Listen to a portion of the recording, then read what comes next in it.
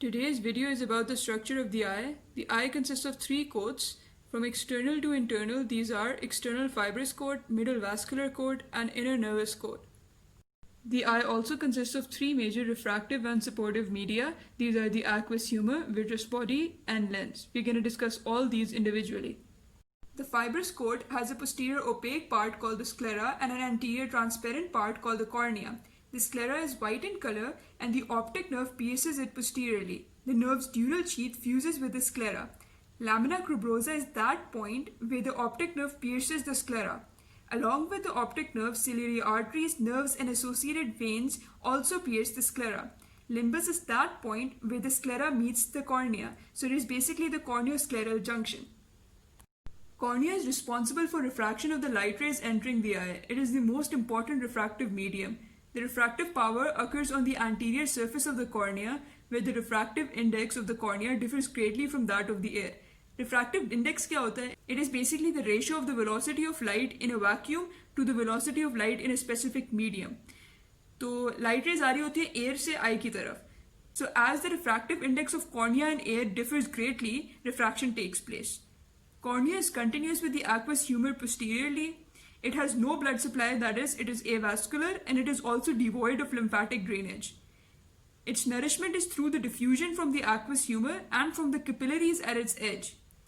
Its nerve supply is from the long ciliary nerves from the ophthalmic division of the trigeminal nerve. Trigeminal nerve हमारी fifth cranial nerve होती है. It has three divisions: ophthalmic, maxillary, and mandibular. इसकी जो ophthalmic division है, that supplies the cornea. The vascular pigmented coat from behind forward consists of the choroid, ciliary body, and the iris. Choroid has two layers, the outer pigmented layer and an inner highly vascular layer. Ciliary body continues posteriorly with the choroid. Anteriorly, it lies behind the peripheral margin of the iris. It is composed of the ciliary ring, ciliary processes, and the ciliary muscle. Ciliary ring is the posterior part.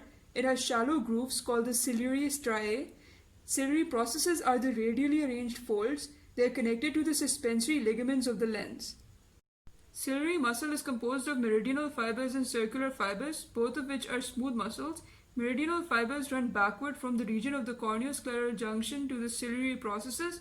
The circular fibers are fewer in number and they are internal to the meridional fibers.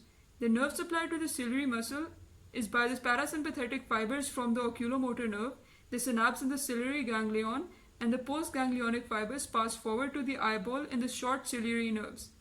When we talk about the action, the contraction of the ciliary muscle, especially in the meridional fibers, pulls the ciliary body forward. This relieves the tension in the suspensory ligaments, the lens becomes more convex, and as a result of which, the refractive power of the lens increases.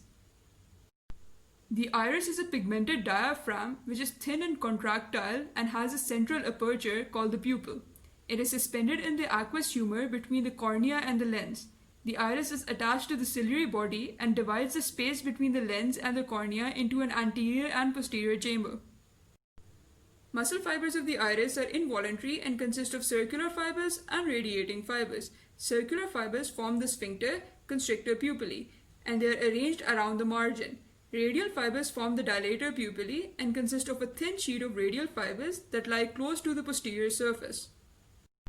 The nerve supply of the sphincter pupillae is by the parasympathetic fibers from the oculomotor nerve. After synapsing in the ciliary ganglion, the postganglionic fibers pass forward to the eyeball in the short ciliary nerves. The dilator pupillae is supplied by sympathetic fibers which pass forward to the eyeball in the long ciliary nerves. When we talk about the action, sphincter pupillae constricts the pupil in the presence of bright light during accommodation, and dilator pupillae dilates the pupil in the presence of light of low intensity or in the presence of excessive sympathetic activity, such as that which occurs during fright. The nervous coat consists of the retina, which itself consists of an outer pigmented layer and an inner nervous layer.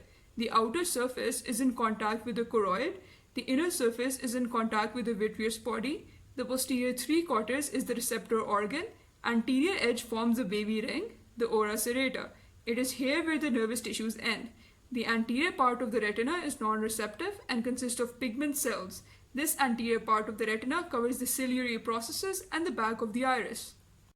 At the center of the posterior part of the retina is an oval yellowish area, which is called the macula lutea. This is the area of the retina for the most distinct vision. It has a central depression, the fovea centralis. The optic nerve leaves the retina about 3 millimeters to the medial side of the macula lutea by the optic disc. Optic disc is slightly depressed at its center, where the central artery of the retina pierces it. It shows a complete absence of rods and cones and is insensitive to light, as a result of which it is called the blind spot. The aqueous humor is a clear fluid and it fills the anterior and posterior chambers of the eyeball. It is believed to be a secretion from the ciliary processes, from where it enters the posterior chamber and flows into the anterior chamber through the pupil and is drained away through the spaces at the iridocorneal angle into the canal of Schlemm. Glaucoma is the obstruction to the draining of the aqueous humor.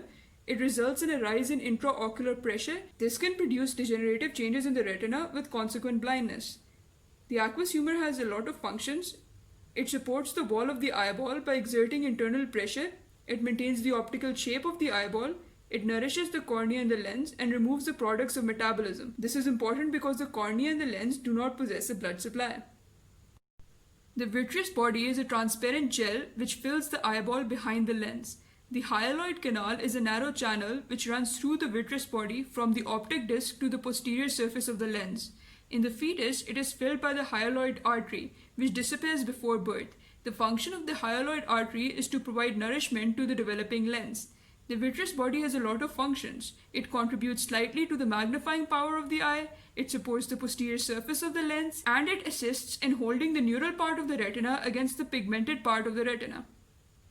Lens is a transparent biconvex structure enclosed in a transparent capsule.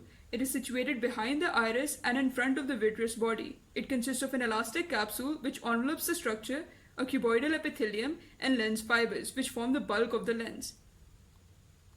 Elastic lens capsule is under tension. As a result, the lens assumes a globular rather than a disc shape. The circumference of the lens is attached to the ciliary processes of the ciliary body by the suspensory ligament.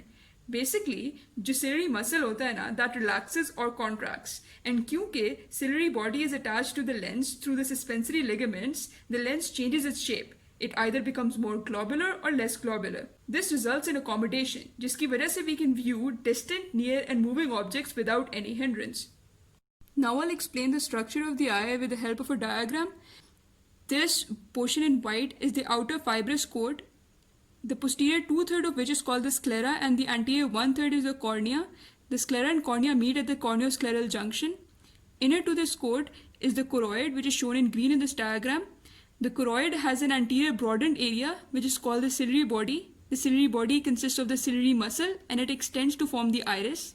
The iris has a central aperture called the pupil, and the iris is also dividing this area into an anterior and posterior chamber. Inner to the choroid is the retina. The retina has a nervous coat and a pigmented coat. The nervous coat is shown here in yellow and it is ending here at the ora serrata. You can see the serrations present. The pigmented coat covers the ciliary body and the iris. The retina has a depression here called the fovea centralis. This is the optic disc. The hyaloid canal extends from the optic disc to the lens. It possesses a hyaloid artery in the fetus. This is the optic nerve which pierces the sclera posteriorly. You can also see the short and long ciliary nerves piercing the sclera. This area is occupied by the vitreous humor and the anterior and posterior chamber is occupied by the aqueous humor. This globular structure is the lens and it is basically suspended in the aqueous humor with the help of suspensory ligaments which are attached to the ciliary processes which are attached to the ciliary body.